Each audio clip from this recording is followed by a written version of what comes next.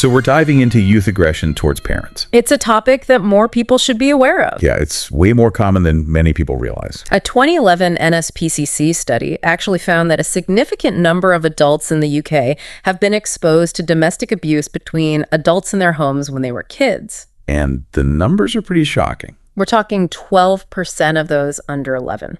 Wow. 18% at age 11 to 17. Okay, that's getting up there. And 24% of those aged 18 to 42. So a quarter of young adults. Basically. It really makes you wonder what happens to these young people growing up in these environments. And does it lead them to become perpetrators of violence themselves? That's what we're looking at today. Exactly. And luckily, we have some great source material for this deep dive. I'm excited to dig in. This research article we're looking at takes a really interesting multifaceted approach, going beyond just examining the lives of young people who have been aggressive towards their parents. Okay, so it's more than just focusing on the kids who are acting out. Right. It also brings in the perspectives of the mothers who've experienced this violence. That's important. And it includes the practitioners who work in this field. So we get to hear from all sides. Exactly. All sides of a very challenging issue. And I always love that. Getting all those different perspectives really helps to paint a more complete picture, you know? Absolutely. Plus, I really appreciate that the article doesn't just present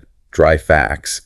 It actually uses real stories to illustrate its points. Yeah. Which I find makes it so much more impactful. Oh, definitely. The stories make it real. For example, there's a story about a young girl named Evie who became aggressive towards her mother.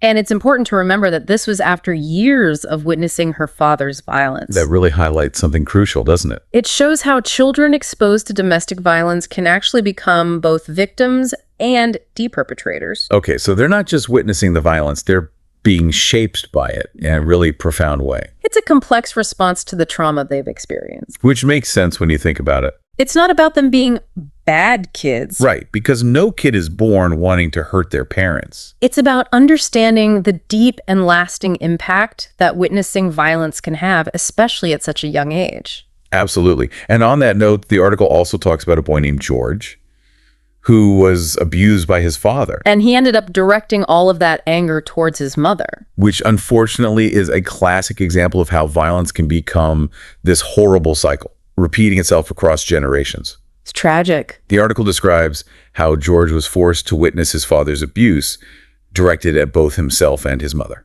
Imagine being trapped in that horrifying situation with absolutely no escape. It's no wonder he started exhibiting those classic signs of trauma. Like the headaches and the bedwetting. Oh, and the nightmares. The withdrawal, the destructive behavior. And in a way, turning all of that anger on his mother.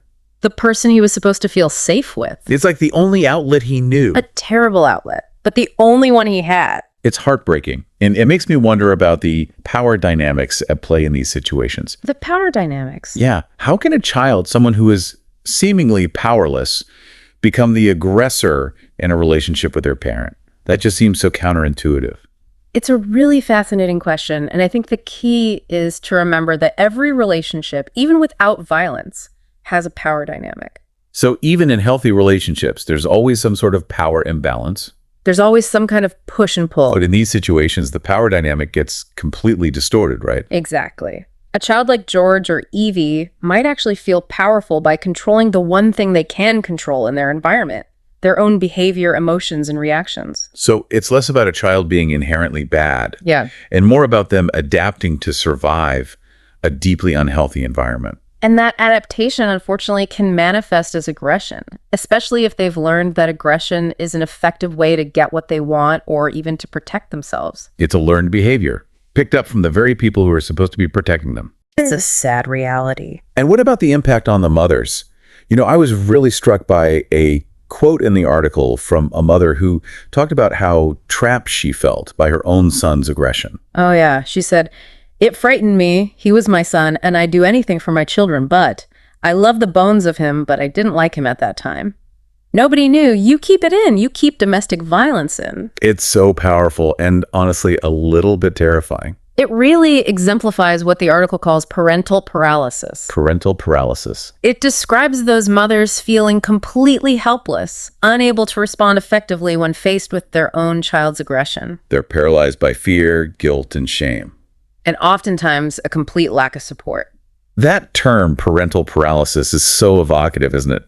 I bet many of our listeners can relate to feeling that way at some point in their lives, even if they haven't experienced this specific situation. That feeling of being totally stuck and unable to move forward. It's a universal experience, but for these parents, the stakes are so much higher. They're dealing with it on a much larger and more terrifying scale. And it makes this whole conversation about youth aggression even more complex. Doesn't it? Because it's not just about the child. It's about the entire family system being impacted by this cycle of violence. And that's something we'll explore more in depth when we come back. We will indeed. But for now, let's take a short break. And we'll be right back with more insights from this fascinating research article.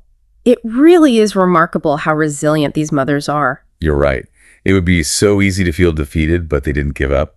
And speaking of not giving up, the article tells a really interesting story about how one of the young people coped with her anger. You're talking about Evie, right?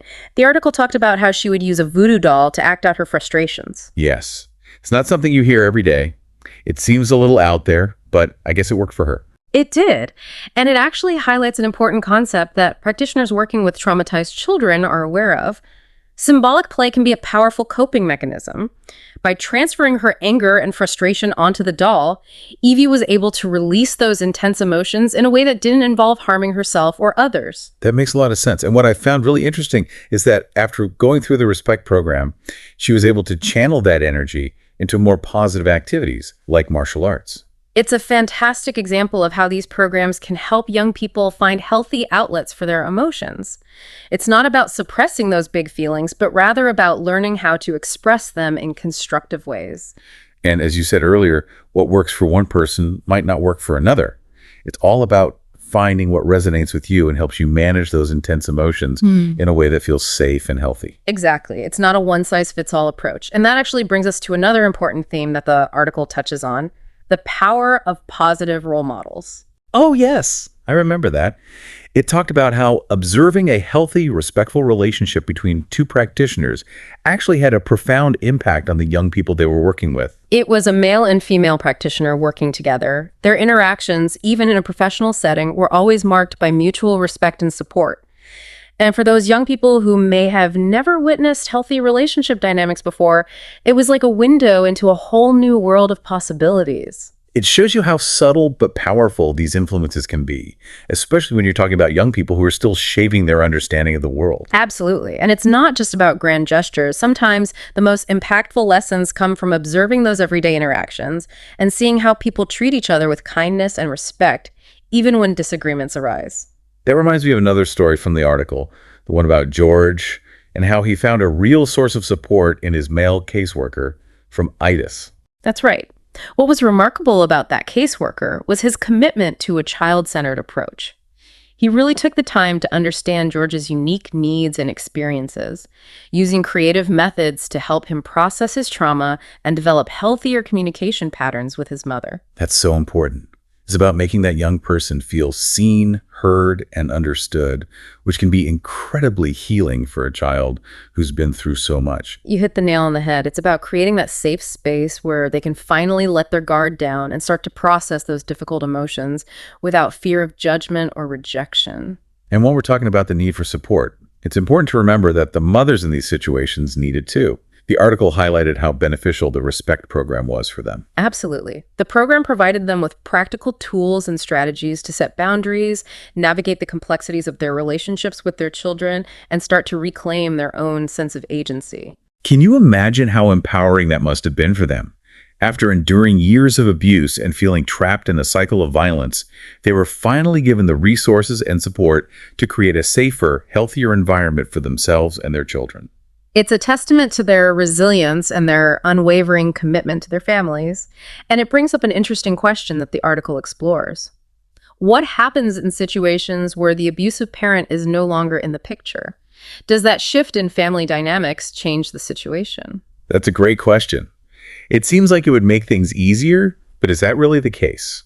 It's complicated. The article delves into the concept of role reversal, where a young person, often in a single-parent household, might step into the role of the aggressor, either consciously or unconsciously. So even though the original source of abuse is gone, those patterns of violence can still linger and manifest in different ways. Exactly. It could be that the young person feels a heightened sense of responsibility to protect their remaining parent, or they may simply be replicating the behaviors they've witnessed, even if they don't fully understand why. It must be incredible. And while those lived experiences can give them a profound sense of empathy and understanding, it also raises concerns about compassion fatigue and vicarious trauma. Exactly. It's that emotional toll that comes from constantly bearing witness to other people's pain.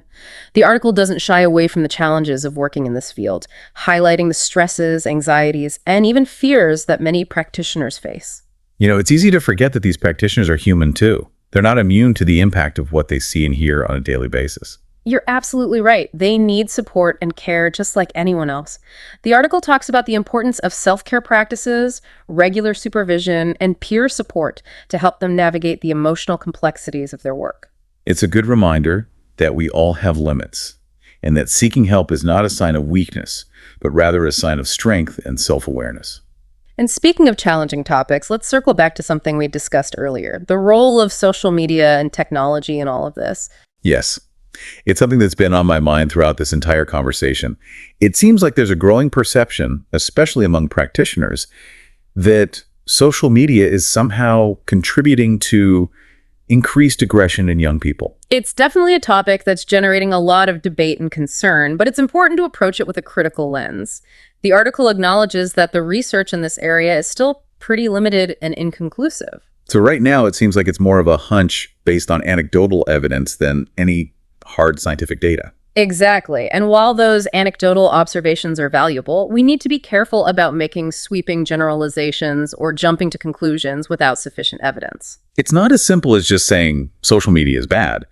We need to be asking more nuanced questions about how it's being used, what kind of content young people are consuming, and how those digital experiences might be interacting with other factors in their lives. You've hit on a crucial point. It's about understanding the context, not just the technology itself.